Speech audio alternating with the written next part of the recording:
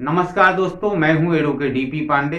दोस्तों, यदि आपके बैंक खाते में कोई व्यक्ति पैसा भेज रहा है और वो पैसा आपका पैसा नहीं है, वो पैसा इसलिए भेज रहा है कि ये पैसे को आप अमुक व्यक्ति को दे देना, उसके घर पे देने की बात करता है अपने, या किसी व्यक्ति को, किसी दुकानदार को, उसके फादर मदर किसी को भी पैसे देने की बात करता है कि मैं अपने बैंक खाते से जो पैसा भेज रहा हूं या कोई भी साधन गूगल पे या फोन पे, पेटीएम जैसे भी वो भेज रहा है, कह रहा है कि मैं आपके गूगल पे, पेटीएम या फोन पे वो भेज रहा है और कह रहा है कि इस पैसे को आप फला व्यक्ति को दे देना।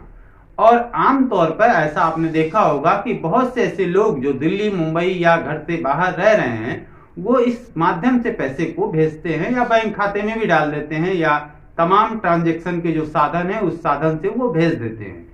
तो ऐसी स्थिति में जब वो आपका पैसा नहीं है और आप अपने खाते में उस पैसे को लेते हैं और फिर उस पैसे को उस व्यक्ति को दे देते हैं जिस व्यक्ति को उसने पैसा देने को बोला है, तो ये आप अपराध कर रहे हैं। अपराध कैसे कर रहे हैं?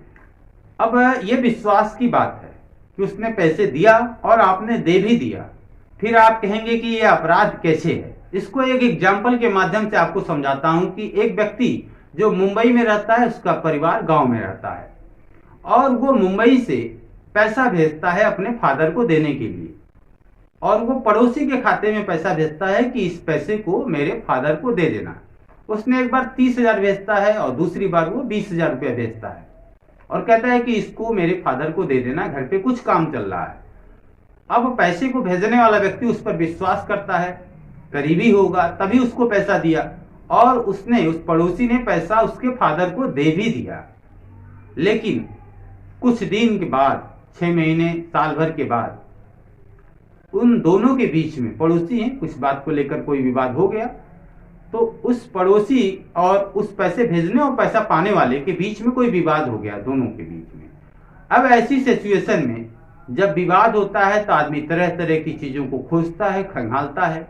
किसी ने राय दे दिया, उसने 50,000 रुपया जो भेजा था उसको एक थाने में जाके तहरीर देता है कि मैंने इसको 50,000 रुपया खाते में भेजा और 10,000 रुपया मैंने इसको नगद दिया। इसके पास एक ट्रैक्टर है सेकंड हैंड का, उसको मुझे लेना था, इसके लिए इसने मुझे पैसे मांगे मुझसे, मैंने इसको एक बार 30,000 दिए, एक बार 20,000 दिए, 10,000 रुपये नगद दिए, लेकिन इसने ट्रैक्टर मुझे नहीं दिया और ना ही आज तक मेरा पैसा वापस किया। पता है ये अपराध कौन सा है?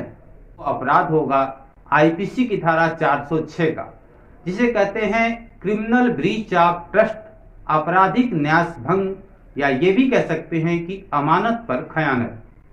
उसने उसके पैसे को लिया और काम नहीं किया, जिस काम के लिए पैसे लिया वो काम उसने नहीं किए, पैसे को हड़प लिए। तो कोई व्यक्ति किसी व्यक्ति को उधार देता है, किसी काम के लिए पैसा देता है और उस काम को वो व्यक्ति नहीं करता है, तो ये 406 आईपीसी का अपराध होता है। वैध संविदा का उसने अतिक्रमण किया है। तो आप ध्यान रखें कि जब भी आप किसी को पैसा का लेन देन कर रहे हैं तो सोच समझ के करें।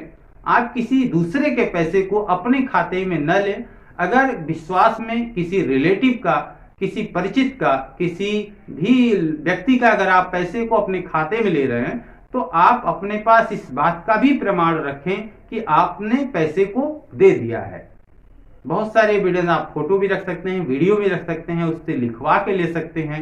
तो बहुत सारी चीजें होती हैं। अगर आप किसी के पैसे को ले रहे हैं जो आपका पैसा नहीं है तो उस पैसे की जवाबदेही आपकी ही बनेगी। जैसा कि मैंने एग्जाम्पल के माध्यम से बताया कि उसने पैसे को दिए थे उसके घर पे देने के लिए, लेकिन बाद में जब स्थितियां बिगड़ गई, परिस्थितियां विपरीत हो गई, विवाद हो गया, तो ऐसी स्थिति में उसने बताया कि उसके पास संयोग से ट्रैक्टर था पुराना, कि मैंने इस ट्रैक्टर के लिए ही पैसे दिए थे, और उसने ना तो ट्रैक्टर दिए ना ही मेरे पैसे वापस किए। तो आज के इस वीडियो से आपको समझ में आ गया होगा कि आईपीसी की धारा 406 क्या है, और अगर कोई व्यक्ति किसी को पैसा देता है और वो पैसे को वो वापस नहीं करता है तो कौन सा अपराध बनेगा। दोस्तों, आईपीसी की धारा 406 ये संज्ञेय अपराध है और ये नॉन वेलेबल ऑफेंस है। ये ट्राइब्यूनल बाई मजिस्ट्रेट है, जिसमें 3 साल तक की सजा हो सकती है या फाइन हो सकती है या दोनों हो सकता है, लेकिन ये सेक्शन जो है कंपाउंडेबल है। वीडियो अच्छी लगी हो तो लाइक करिएगा, शेयर करिएगा। चैनल को आप पहली बार देख रहे हैं, सब्सक्राइब नहीं किए हैं तो चैनल को सब्सक्राइब करना ना भूलिएगा। वीडियो अंत तक देखने के लिए बहुत बहुत धन्यवाद।